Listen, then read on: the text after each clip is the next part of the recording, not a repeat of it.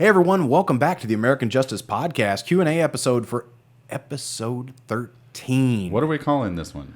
I don't know. In my chapter novels, the chapter novels that I've written over the years, I never write a 13th chapter.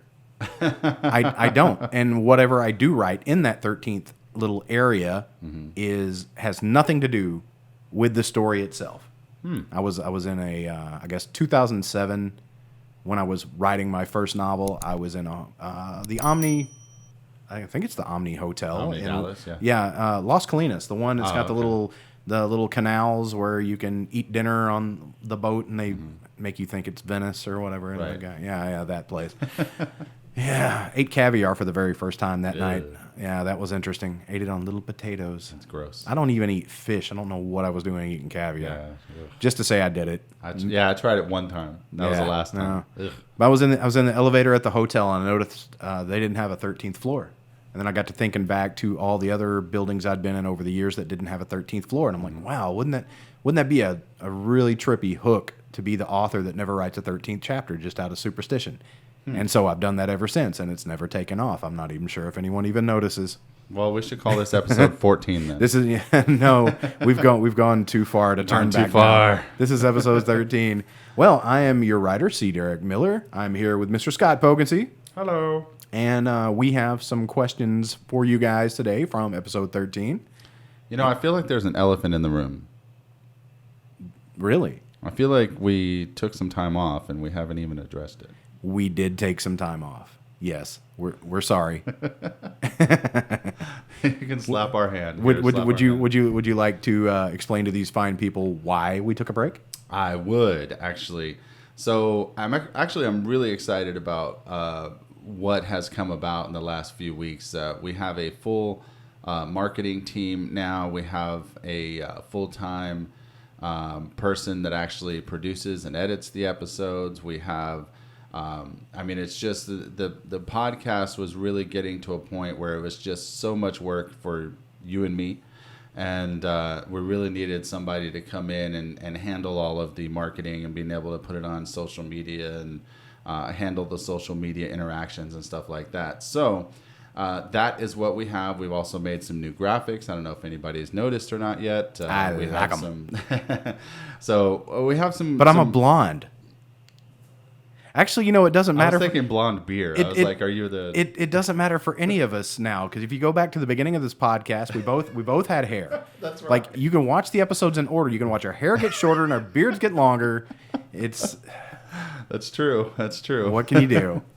Yeah, it's a funny story about how I cut all my hair off, but I actually woke up one morning. We were in quarantine, so I had to cut my own hair. And so I got to the point where I was like, okay, I'm just going to keep it about real short, like maybe an inch long. And so I had a guard on my little razor thing, and I would, cut it, and it would be short, and everybody, oh, I like it, whatever. So then one day before I got up and got ready to go to work, and I looked in the mirror, and I was like, it's a little too long. Maybe I should do a little trim real quick.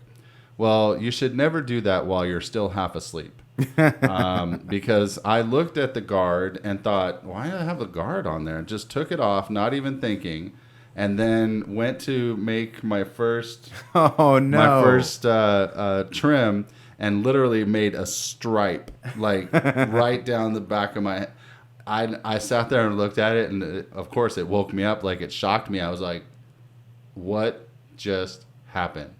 And I couldn't tell if I was in a dream still at that point or what was going on, but so that is and then of course at that point there's no turning back. You just pretty much have to take it all off. So I took it all off, and I've had several compliments on it, so I guess I'll keep it for a while.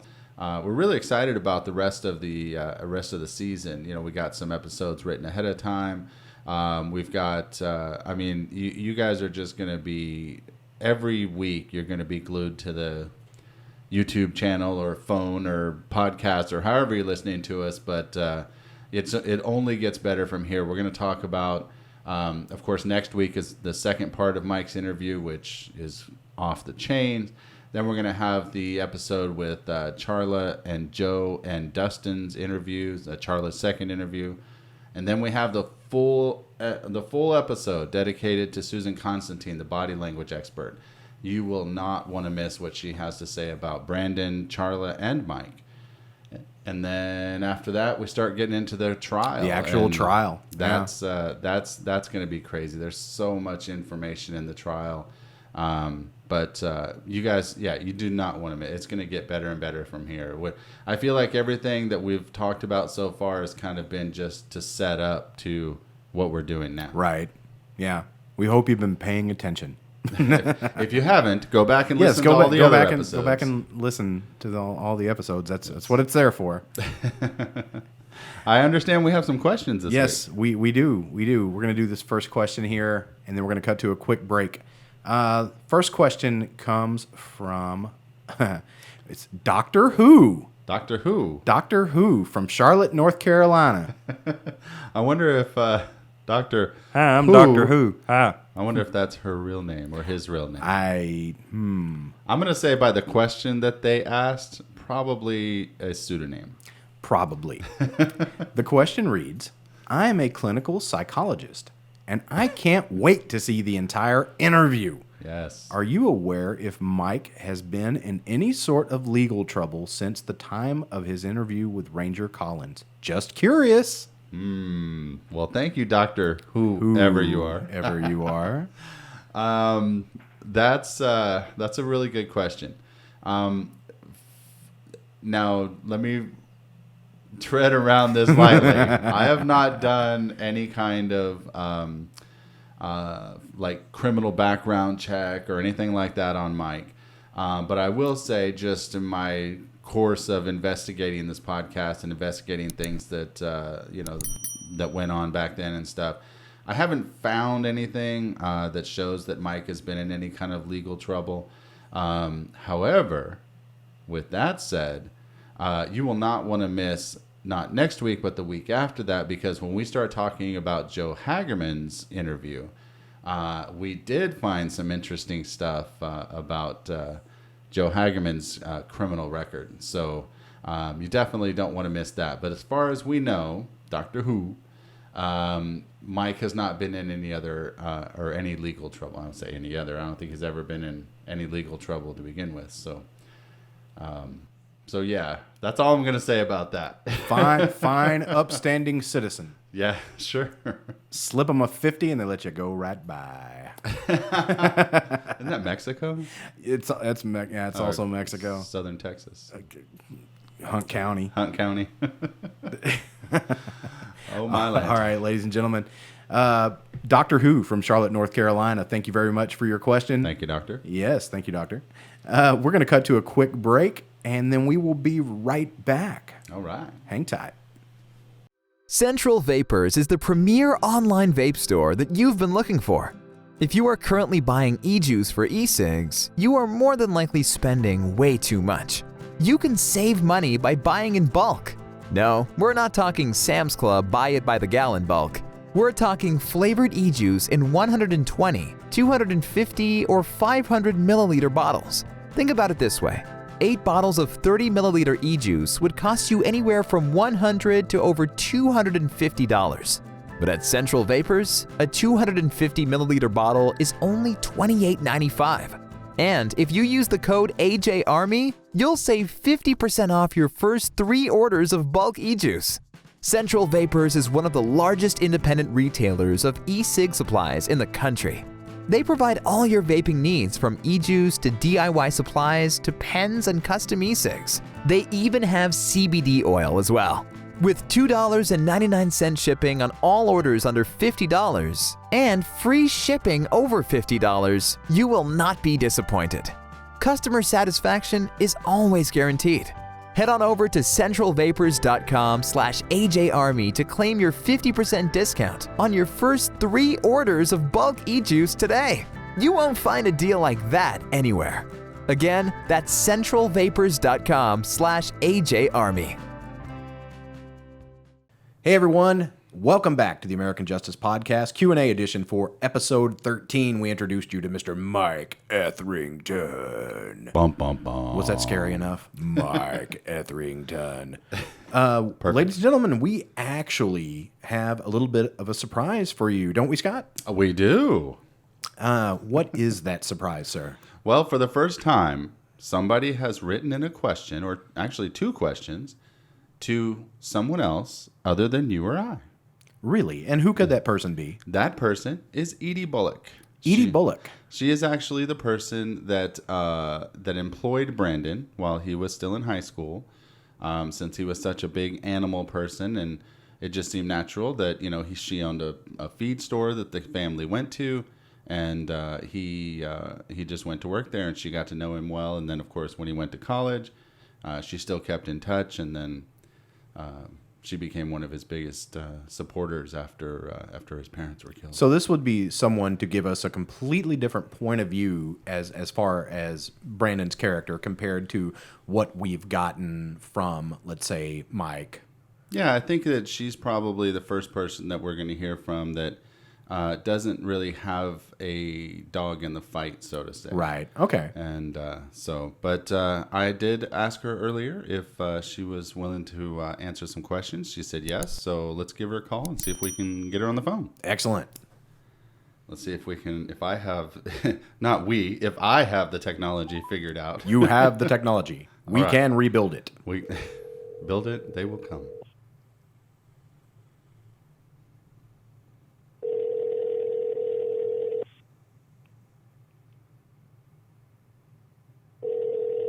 Maybe she's not going to answer. Maybe she's not. Hello. Hey, is this Edie Bullock? Hi, how are you? Hey, Edie, how are you? Just fine. How are you? All right. Well, this is Chad and Scott from the American Justice Podcast, and we've had a couple of people write in some questions specifically for you. Do you mind answering some questions for our loyal army? I would be glad to. Well, you're the first person that we've heard from that knew Brandon personally in this first season of the American Justice Podcast.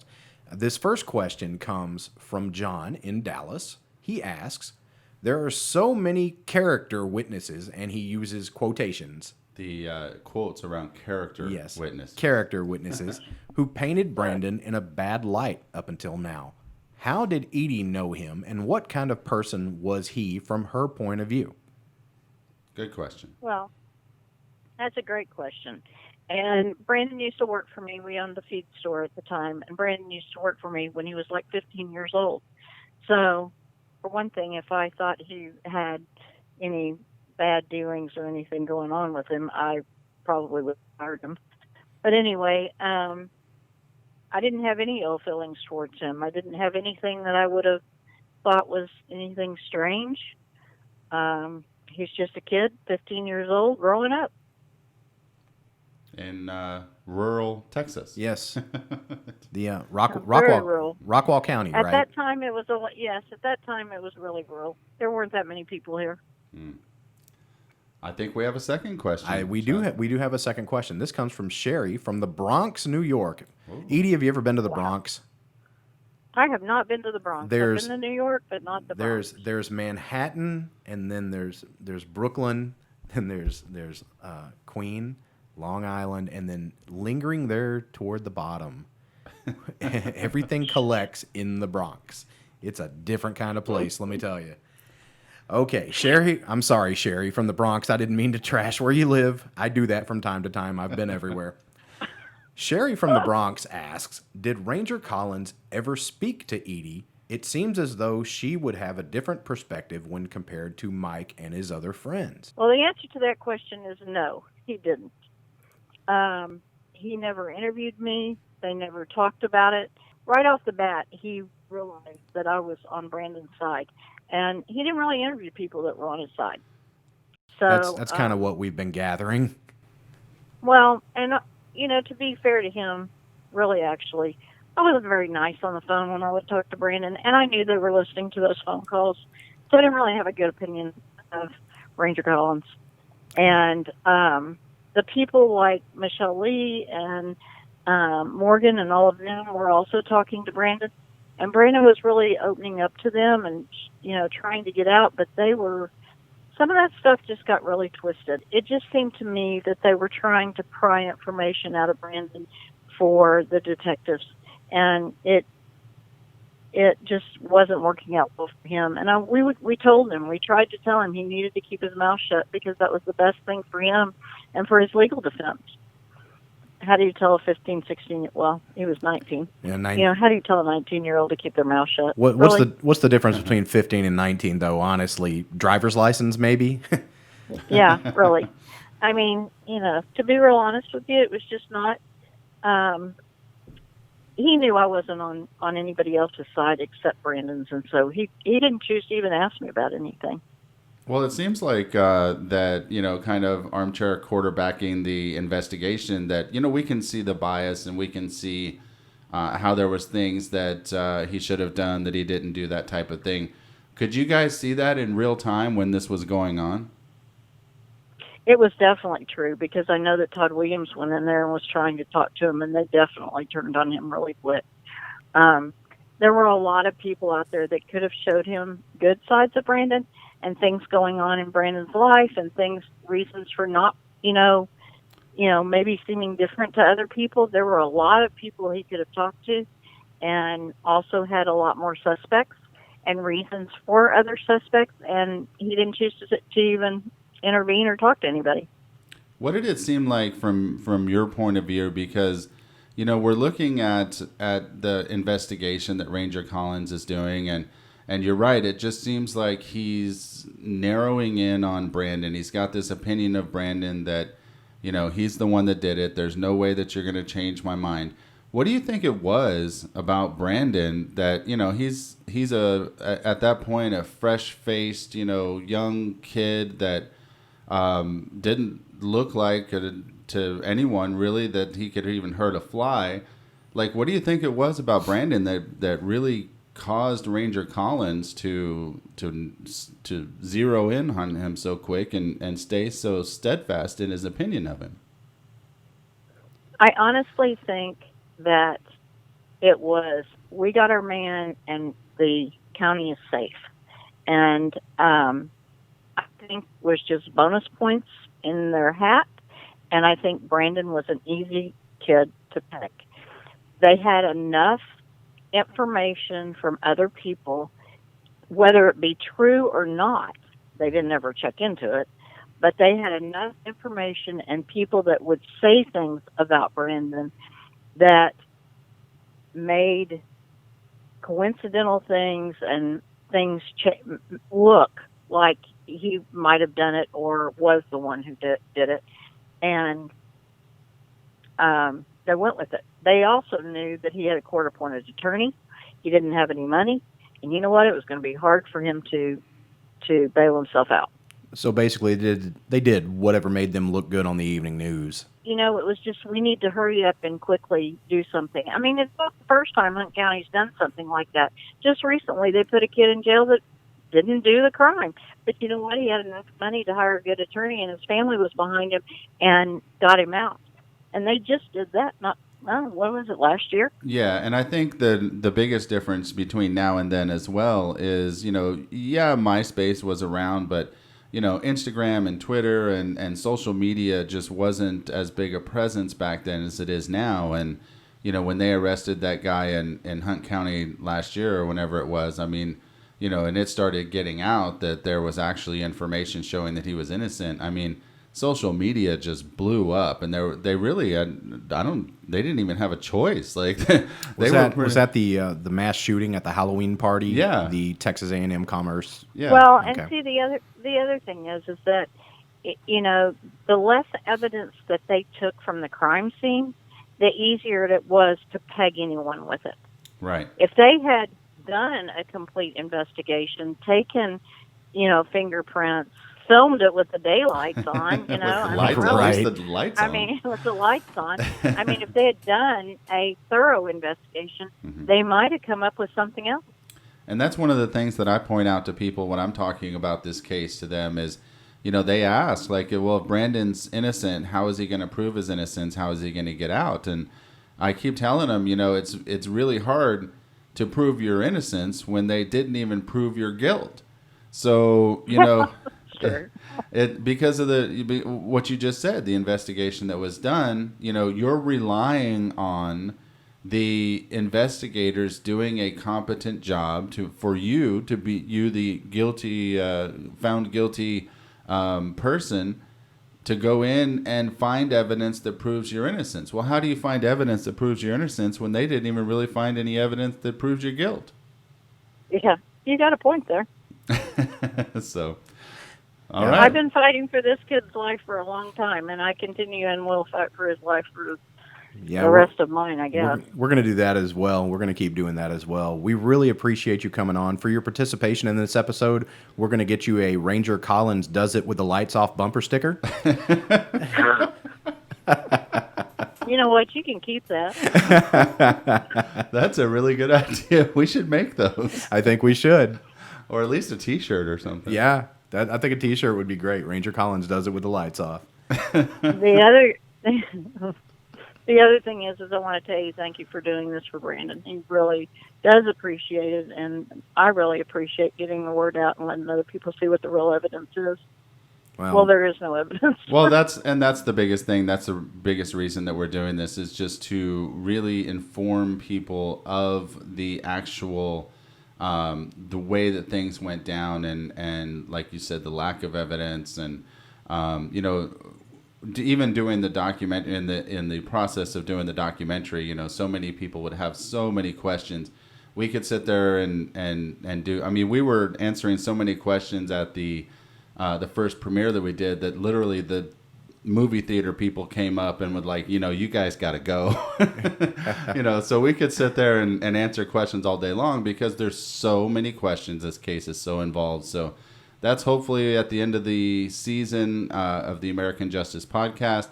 Everybody will be able to go back and binge listen to all the episodes, and they'll be able to see everything, all and answer all of their questions. So that's the whole reason we're doing it. But as Chad said, we are definitely not going anywhere. No, we're not going. I'm going to take a nap when it's all over. I do know that. Right. It's a lot of writing, but yeah, definitely taking a nap when it's all over. Yeah.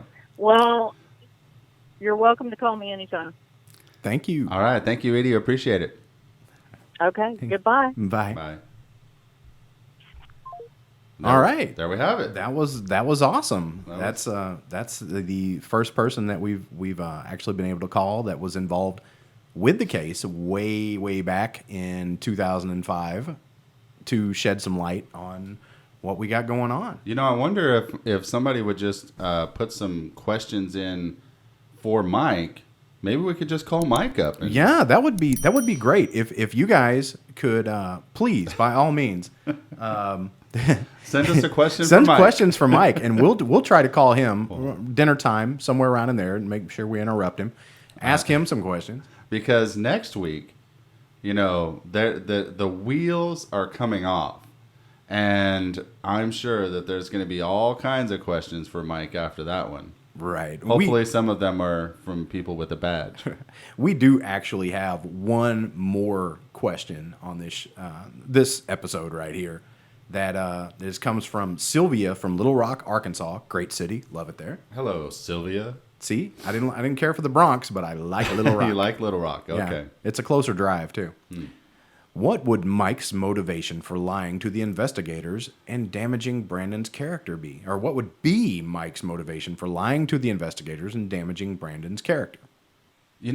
Sylvia, that's a really good question. And I really wish that I had a concise and very informational answer for you, but really it comes down to that we don't really know. I mean, we kind of look at each other when we're writing this, and we kind of were looking at each other like, what is Mike thinking? Why is he here? So that's a question that we have as well, but I can give you my opinion. I can tell you why I think Mike is there. And it just seems like Mike is trying to divert the investigators' attention, misdirection, if you will. It seems like he's there to try to point the investigators in a different direction other than himself. Not necessarily, I'm not saying that it's because, he had something to hide. I'm saying that I think in the very beginning, Mike probably realized that he was going to be a suspect just because of his relationship with Brandon and how they had been fighting and, stuff like that. So I feel like at the very least, Mike was there to at least, direct the attention of the investigators towards Brandon. Of course, the other more nefarious explanation would be that he was there to divert the attention because he had something to hide. I guess the question then just, we're going to have to rely on Susan Constantine when we do that episode for her to really tell us, what is not necessarily his motivation, but what is his demeanor saying about the stuff that he's saying. Because, obviously it's one thing to sit there and come in and tell the truth about Brandon or tell the truth about these events that happened in your life and all of that. But it's a totally different thing to come in and then lie about stuff and make things up and embellish things. So if that's what Susan Constantine says, that he came in and was being very deceitful and his answers were embellished and blah, blah, blah, and all this, then you really got to start thinking to yourself more of the kind of like what maybe he's here to hide something or to take attention away from himself for more nefarious reasons. Yeah, I have an opinion on that. You want to hear my opinion on that? I do want to hear your opinion. In all my travels and my time in the military, my time working for the Hunt County Sheriff's Department, just life in general, hanging out in a lot of bars, there's only two types of that talk as much as he does. Okay. That's meth addicts and habitual liars. Now, you don't have to be both, but you can't be neither. That's right. I like it. Next week is going to be a very explosive episode. I'll just tell you that right now, because we're really going to start exploring, like up until now, I feel like it's just been kind of Mike's there just talking about Brandon and talking about some of the stuff that he did. Well, when we get into next week's episode, Ranger Collins really starts calling Mike out on some of his BS. And you can just see Mike gets real defensive. He starts kind of blundering things. Backpedal. And saying things that he shouldn't say. Yeah. And and he reveals way too much information. But anyways, at the end of next week, we'll really try to start to try to like bring that psychology of it into it and kind of try to figure out why Mike is saying these things. So just stay tuned for next week, and I think you'll be very pleased with the analysis that we're able to do. Yeah. Yes, please, by all means. You've stuck with us this far. Why give up now? Might as well come back next week. That's right. That's right. Well, thanks, everybody, for sticking around. I know we took a little bit of a break there. We promise it was absolutely necessary. We're glad to see that everyone, well, at least we hope everyone that's been a fan of ours from the beginning is still alive, well, kicking and healthy. I think that's all I... Yeah, I think we really need to thank everybody for that, too, because when we put up the episode on Sunday... this episode had the biggest response so far. It had the most views and the most questions and stuff like that so far. So it does seem like everybody's sticking with us. We really appreciate that. We've got some things in the background now that's working to help promote the podcast, get it out there, get more people listening. We've got a whole team that's doing teaser clips and stuff like that that'll be put on social media. So all kinds of good structural stuff took place in that time. So we really appreciate you guys giving us that time. And we're ready to finish up the season and get the rest of this story out there. That's right. That's right. Well, I am your writer, C. Derick Miller. You can catch me at C. Derick Miller. Yeah, I can't even say my own damn name. You can catch me at cderickmiller.com. This week on the Butterflies Make Me Angry podcast, we've changed the format to the Butterflies Make Me Angry podcast.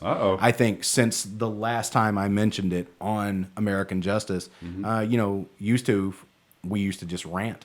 Politics, viruses, everything. We would just rant. And I was like, this is really getting old. I should use my powers for good instead of evil. So since I am an indie author, I decided to take an indie author's book every week, talk about this indie author, and then read the very first chapter of one of their books, to where we leave it up to the audience to decide whether or not they would like to purchase a copy and continue the story. All right, everyone. Thanks for tuning in. I'm C. Derick Miller here with Mr. Scott Pogensy, and we will see you guys next week. Oh, wait, don't forget. Oh my God. Has it been that long? It has well, been it's that not long. like it mattered. I never remembered when we were doing this week to week.